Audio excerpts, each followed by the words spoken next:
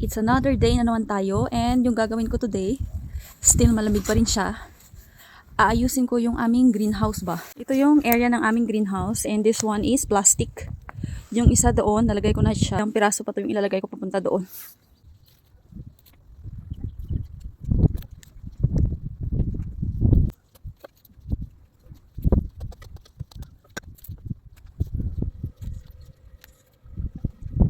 Ang hirap pala niya itayo. Dapat may kasama ka pala doon na magpatayo nito. Choice, yung asawa ko na lang yung gagawa nito.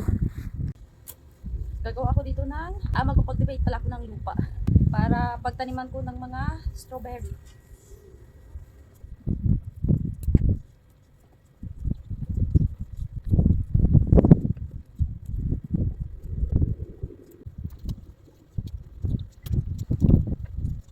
Natapos ko na yung pag-cultivate na lupa para sa aking caption or yung strawberry.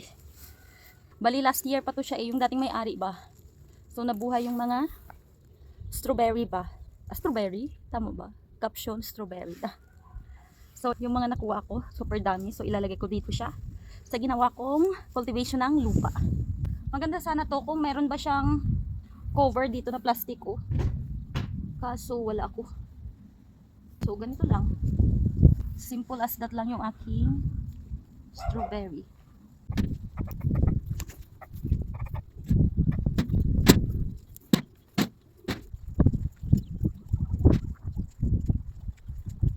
Yan na yung aking strawberry.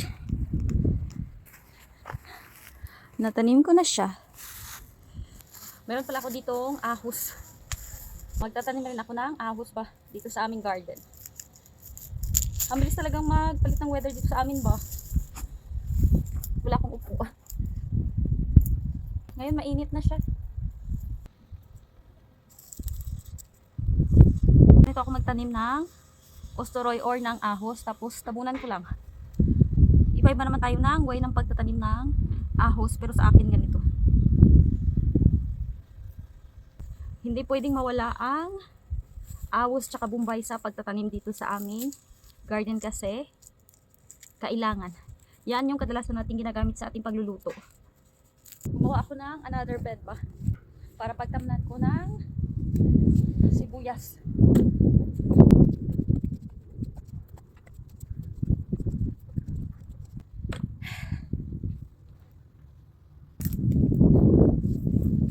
May binili yung asawa ko ganito para magpino ang duta ba. Mas mabilis magpino siya.